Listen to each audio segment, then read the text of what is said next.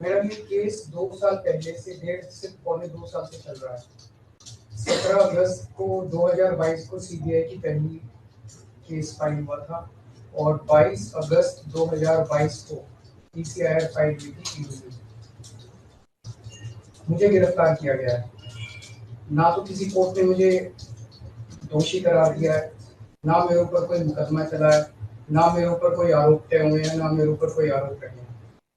अभी तक इस केस में सीबीआई 31,000 पेज फाइल कर चुकी है कोर्ट में और 294 विटनेसेस को एग्जामिन कर चुकी है। ईडी लगभग 162 विटनेसेस को एग्जामिन कर चुकी है और 25,000 पेजेस फाइल कर चुकी है। इन सारे विटनेसेस और सारे कागजों को मिला के मुझे क्यों गिरफ्तार किया गया है? मेरा नाम सीधे सीधे 4 स्टेटमेंट्स में आता है, वो मैं आपके सामने रखने की इजाजत चाह रहा हूँ। तो मेरा चार्ज क्या आता है? पहला, सी अरविंद मनीष सिसोदिया जी के सेक्रेटरी थे।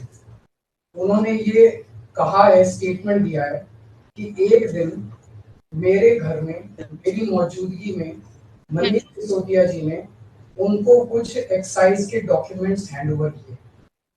That's it madam. उन्होंने ये नहीं कहा कि मेरी मौजूदगी में कोई पैसे दिए, कोई ऐसा कोई आरोप नहीं है। मेरी मौजूदगी में सी अरविंद को मनीष सिसोदिया जी ने एक्साइज के कुछ डॉक्यूमेंट्स।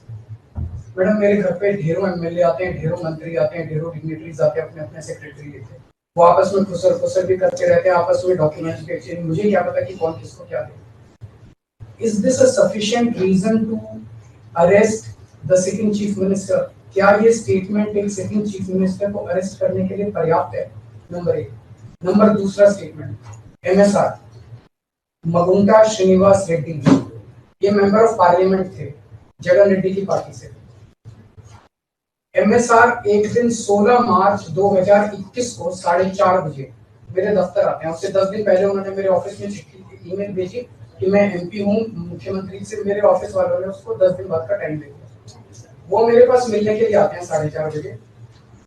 मैं किसी वजह से जल्दी में था। आके वो मुझे कहते हैं कि मुझे दिल्ली में अपना फैमिली चैरिटेबल ट्रस्ट खोलना है, उसके लिए जमीन चाहिए।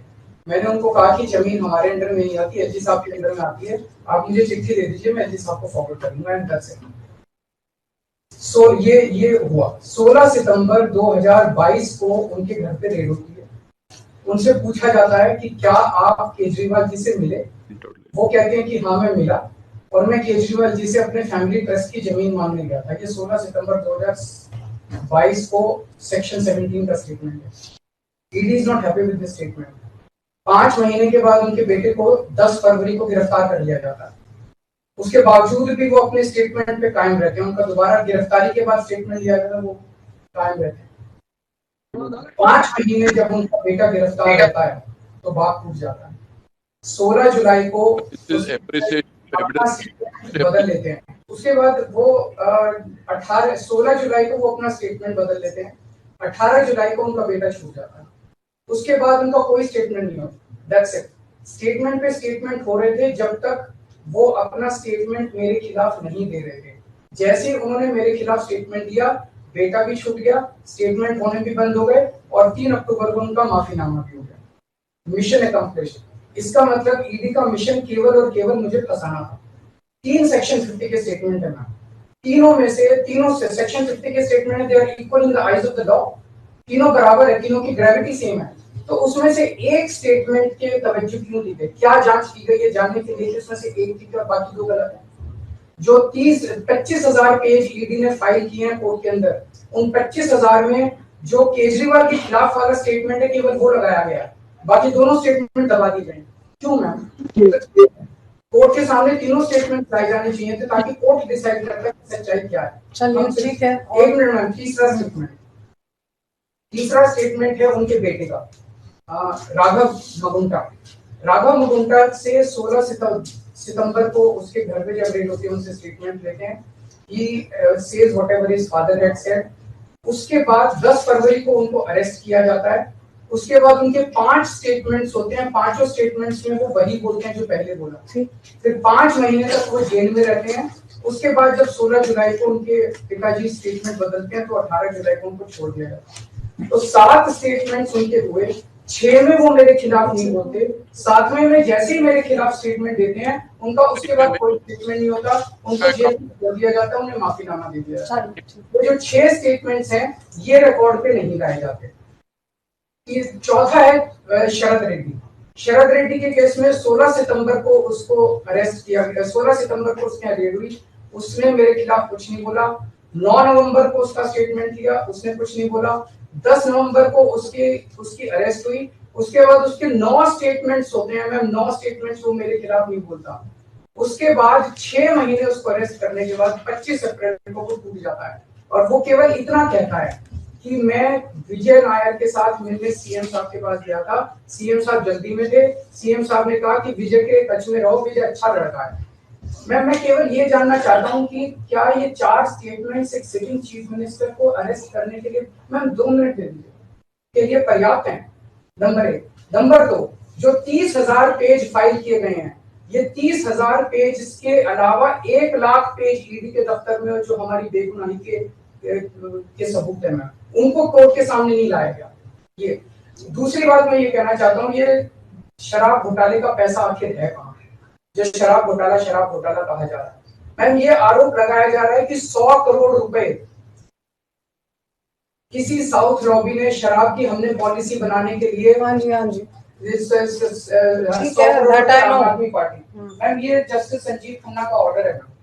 जस्टिस संजीव खन्ना का order ma'am page 22 para 12, the assertion in the complaint filed by DOE that kickback of rupees 100 crore was actually paid by Liquor Group is a matter of debate.